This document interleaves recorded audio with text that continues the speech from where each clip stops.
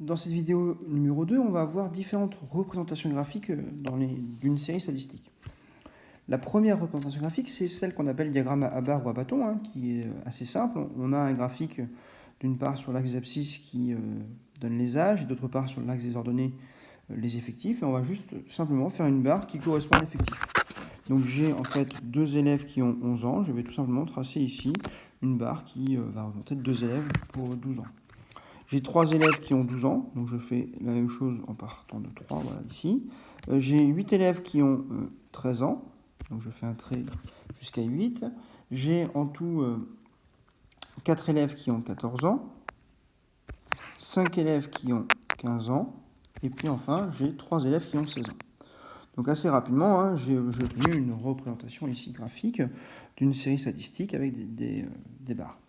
Sur les histogrammes, il y a une plus difficile à construire, surtout que en fait, les histogrammes, c'est la surface de chaque rectangle qui est proportionnelle aux effectifs. Autrement dit, si on a des rectangles de même base, ça ne devrait pas poser de problème. En revanche, quand ils ont des bases différentes, ça pose des problèmes. Là, par exemple, j'ai décomposé mon segment ici, enfin mon axe sur les âges, en 3 zones de même taille, qui font 1,4 cm. Ça me permet d'avoir donc 3 rectangles qui vont être de même base, et ça va être beaucoup plus simple pour moi à construire. Dans un tableau précédent, on a vu qu'il y avait 5 élèves qui avaient entre 11 ans et 13 ans. Je vais donc me placer ici entre 4 et 6 pour tracer un rectangle qui est de hauteur 5 et qui me permet plus facilement de construire cet histogramme, parce que j'ai 3 bases de même taille. Pour la catégorie, donc la classe 13-15, j'ai 12 élèves, donc je vais prolonger ici ce trait jusqu'à 12, ici jusqu'à 12, et je vais donc tracer. Donc l'intérêt d'avoir des rectangles de même base, c'est qu'ils vont être tout simplement, c'est qu'ils vont être tout simplement de même, les hauteurs vont être proportionnelles. Voilà. Et enfin, le dernier cas de figure, c'est la catégorie 15-17, qui est donc d'ici pour 8 élèves. Je vais donc tracer ici un bloc de hauteur 8 et de même taille que les précédents. Voilà, la règle sur la tablette, c'est pas terrible.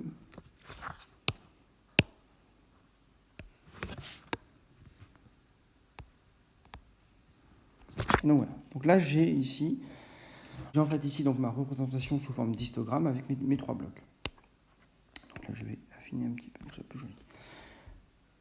Alors, sur le diagramme circulaire, on va passer un petit peu de temps. Je vais d'une part faire les calculs sur cette page-là, et puis je vais sur une plus grande page, pour que ce soit bien visible en termes de gestes, vous faire voir comment tracer le diagramme circulaire. Alors, comment calcule-t-on la mesure de l'angle qui va représenter, par exemple, le fait qu'il y ait 2 élèves qui ont 11 ans? Bien, en fait, on va tout simplement repartir des fréquences. Donc, je rappelle que la fréquence, j'ai 2 élèves sur 25 qui ont 11 ans. Je vais donc multiplier cette fréquence par 360 degrés, qui est en fait la mesure totale du cercle ici. Ça me donne donc 28,8 degrés. J'obtiens donc ici une mesure d'angle de 28,8 degrés pour les élèves qui ont 11 ans. Pour les élèves qui ont 12 ans, je fais la même chose, 3/25e fois 360 degrés, j'obtiens 43,2. Donc là, je fais ça à la calculatrice. Pour les élèves qui ont 13 ans, je fais donc 8/25e fois 360 degrés. J'obtiens donc 115 ici, 2, etc. Donc en fait, je calcule à chaque fois la fréquence fois 360, ce qui me permet ici de compléter que je vais avoir 57,6 degrés de mesure d'angle pour les élèves qui ont 14 ans, 72 degrés pour les élèves qui ont 15 ans et 43,2 degrés pour ceux qui ont 16 ans. Le total ici fait 360 degrés, qui est le total, en fait, la mesure du cercle. Donc là, je vous fais voir, je vais vous faire voir mon diagramme, construit sur une feuille blanche à part, pour que ce soit plus facile au niveau des gestes. On va commencer par tracer un rayon. Donc on peut commencer ici par tracer ce rayon-là, par exemple, mais en fait, on démarre où on le souhaite sur le cercle. Et je dois tracer un angle de 28,8 degrés pour la première catégorie. Donc je place mon rapporteur en plaçant le centre de mon rapporteur ici sur le centre du cercle. J'aligne bien avec le côté ici et je vais maintenant lire 28,8 degrés.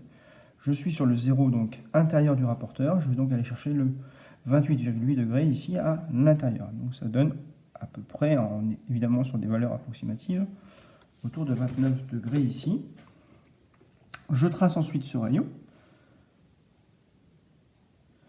Et j'obtiens donc une première zone ici qui va être la zone pour l'effectif pour ceux qui ont 11 ans. Je vais maintenant faire la catégorie de ceux qui ont 12 ans. C'est un angle de 43,2 degrés. Je positionne mon rapporteur, le centre, j'aligne. Le 0 intérieur ici, 43,2 degrés. J'arrive donc à voilà, par ici. J'essaye d'être le plus précis possible. Je trace à nouveau le rayon. Donc, je m'applique. Je poursuis. Pour la catégorie de 13 ans, c'est un angle de 115,2 degrés. Donc, je fais la même chose. J'applique mon rapporteur. Alors, 115. Hein. J'ai aligné avec ce côté, 0 degré. Je vais donc lire 115,2 approximativement, donc par là. Je trace.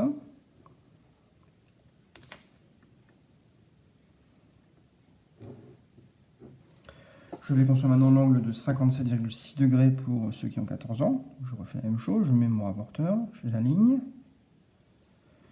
57, donc le 0 ici, à l'intérieur, hein, 57,2 degrés. Je suis à peu près par là. 6 degrés, pardon. Je prends ma règle, mon écart ici, je trace le rayon. L'angle qui va représenter les 15 ans est de 72 degrés. Donc je vais prendre le secteur, je vais construire le secteur angulaire ici, 72 degrés, 0 intérieur, 72 degrés, donc c'est ici. Voilà. Je trace.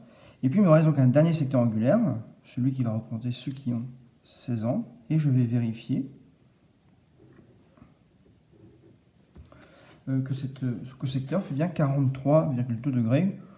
Une valeur qui se rapproche le plus possible. Donc je mets mon rapporteur, je mesure, et j'obtiens ici environ un petit peu plus de 43, donc on peut considérer que c'est bon. Une fois qu'on a fait ce diagramme, on va tout simplement maintenant mettre des couleurs et une légende. Donc là je vais faire ça assez rapidement, donc on pourrait colorier de manière un peu plus...